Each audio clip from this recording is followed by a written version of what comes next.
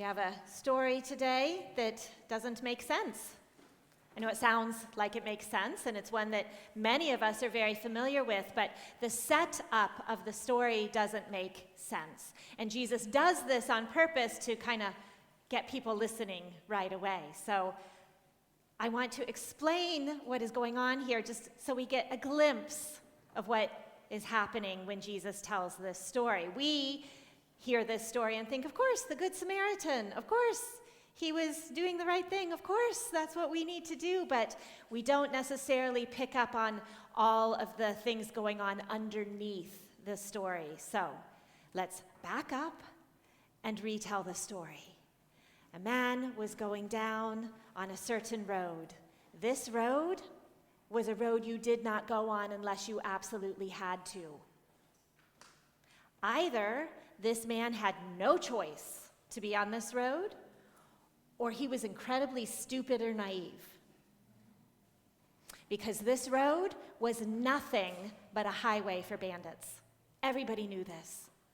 So this man is already set up in the story to either be someone who had absolutely no choice or someone who wasn't quite with it. Then he gets beat up, which is what this road was known for. And he gets beaten badly to the point of death. And he's left. And then comes a priest. I'm a priest. We're good people, right? This priest sees someone mangled and bloody and crosses to the other side. Why would a priest be on this road? Now you're beginning to see why this story in some ways doesn't make sense. Because Jesus is not telling a factual story. He's setting up a situation for us to understand a bigger truth. So the priest, who also has no business being on this road, is going.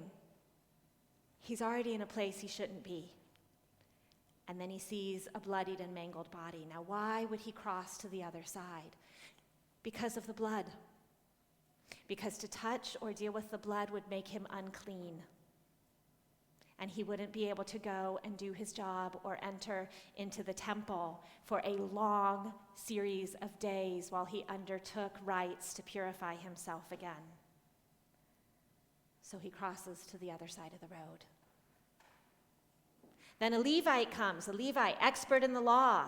Surely the Levite, just like the lawyer who asks this question, would know the first two commandments.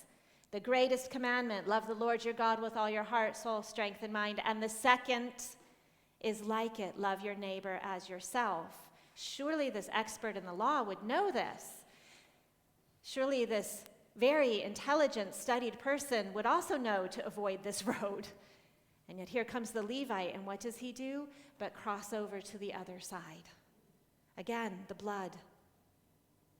It would make him unclean. We hear this term unclean, and we think, okay, it's a ritual thing. This was a life thing. To be unclean was to be, in many cases, considered almost damned. This was a horrible thing. You spent your life trying not to be unclean because it was dangerous. God didn't look at you the same way. Maybe your prayers weren't heard. You were not of God if you were unclean. The lawyer asking the question at the very beginning, who is my neighbor? Trying to justify himself. One might imagine that as he hears this story, the facts of what it means to be unclean, legally speaking, are going through his head. And he can understand where the priest and the Levite might be coming from when they chose to pass on to the other side. Now, we have Odd here with us today, who is a solicitor, and we might have other legal people here today. I want to say that not all lawyers are awful, right, Odd? Odd actually goes out of his way to help others. But this lawyer wanted to justify himself. It's ridiculous, isn't it? He asks a question. Jesus answers it. He knows the answer already. Love God, love others. But he knows he's not doing it. And so he wants to justify his choice to not do it. That is the setting for this story. Further, this story, as Jesus tells it, plays into every fearful, damaged, selfish notion that humanity might have. Let me explain. The man who is beaten, we're presuming, is a good Hebrew. That's the assumption in this story. And even though he's a good Hebrew, a good Jew, the priest and the Levite cross over, and then comes a Samaritan. And we might know, okay, a Samaritan isn't a Jew. We might know the Samaritan isn't a Hebrew. We might know Samaria was a country right next door. We might even know that Samaritans were actually sort of a mixed ethnicity, so they were part Jewish historically. I'm not going to use a racist term, but you all will know what I mean when I say they were called half.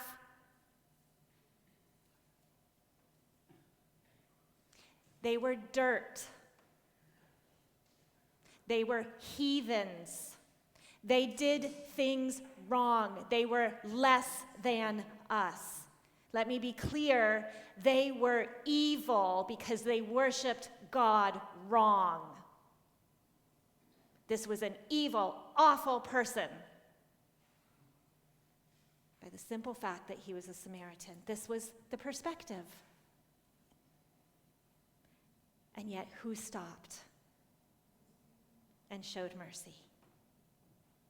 And not just mercy in the moment, not just binding up, but doing the equivalent of calling the paramedics, of staying and riding in the ambulance with this person, of going and making sure top-level care was being taken care of, leaving money to cover future bills. This Samaritan, this evil person, went above and beyond what could be expected. What could be expected of somebody being kind and showing mercy would be to call emergency services, wait till they get there, and go on your way. He didn't even do that. He went with and made sure that everything was being taken care of. Let's put this in perspective for today. How would you feel about the story if I said it was an Israeli who was beaten and left bloody, and it was a Palestinian jihadist who stopped and helped? How do you feel about the story now? What if I said this was a Russian soldier beaten and left bloodied, and it is a Ukrainian who stops and helps? What if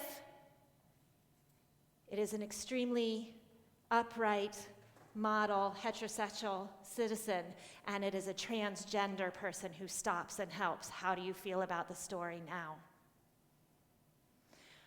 Whatever level of prejudice we have, whatever person we think is not as good as, that is who stopped and helped and showed mercy.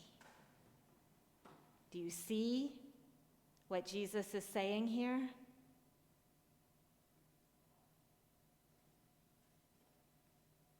Is the person black? It doesn't matter. Is the person a right-wing, fundamentalistic, gun-toting American Republican? It doesn't matter. Is the person gay? Is the person brown? Is the person Muslim? Is the person Hindi? Is the person anybody I don't like? It doesn't matter. Do you see what Jesus did? The man, the lawyer, asked, "Who is my neighbor?" Who's the other? And Jesus flips it around. Who was being the neighbor? The Samaritan. See the point? The point isn't who is the person worthy of my help. The point is you help, period. Have you seen our banner? hanging outside? Jay, could you go get that banner for us? Who is our neighbor? Who are we called to love? Who do we love? Who do we stop and show mercy for? Because Jesus is very clear at the end. Who showed mercy? The Samaritan. Go and do likewise. If we don't know how to love God with all our heart, mind, soul, and strength, then we can look to the second commandment, love your neighbor. Love your neighbor who doesn't look like you, think like you, love like you, speak like you, pray like you, vote like you. No exceptions. This is the second commandment, and this is the church you are sitting in.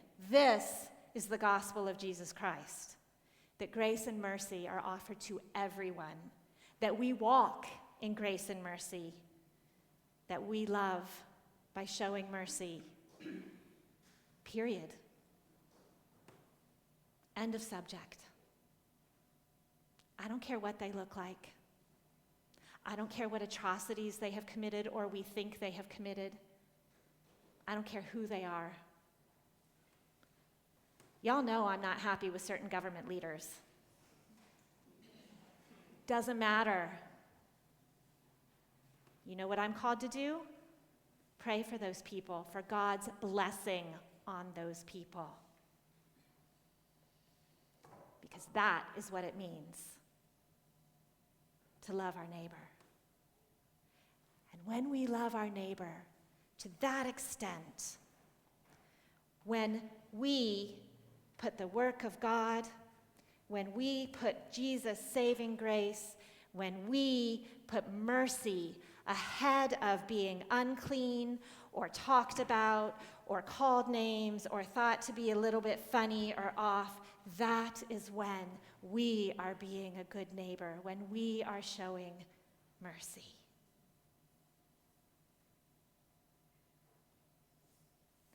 I don't find this an easy teaching either. It's hard. It is easy to show mercy when the person is someone that I feel sorry for or relate to. It is hard. It is hard to be kind and respectful when someone is or has done things which are, in my view, evil and hurtful. And yet, love your neighbor.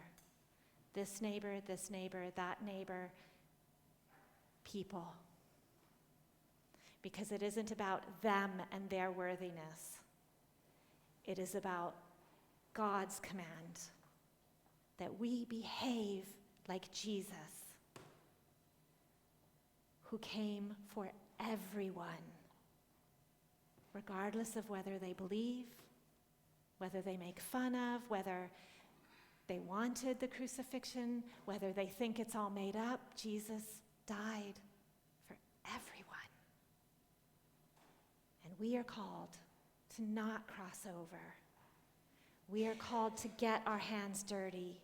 We are called to go above and beyond, not just the first aid, not just calling the emergency services, but to stay and make sure this person is taken care of.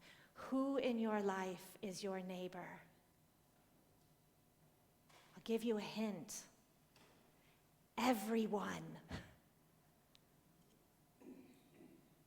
Love your neighbor. What are the two greatest commandments? There is no justification for me in those commandments. There is nothing in those commandments that show that I'm such a great person because I do nice things occasionally. Love the Lord your God with all your heart, with all your soul, with all your strength, with all your mind. And the second commandment is like it. Love your neighbor as yourself. The part that isn't quoted in this story, but which all the listeners knew, is the continuation in the original command. On these two commands hang all the law and the prophets. Our salvation, the grace of God, hangs on these two commands. Who showed mercy? Who was the neighbor? Go and do likewise.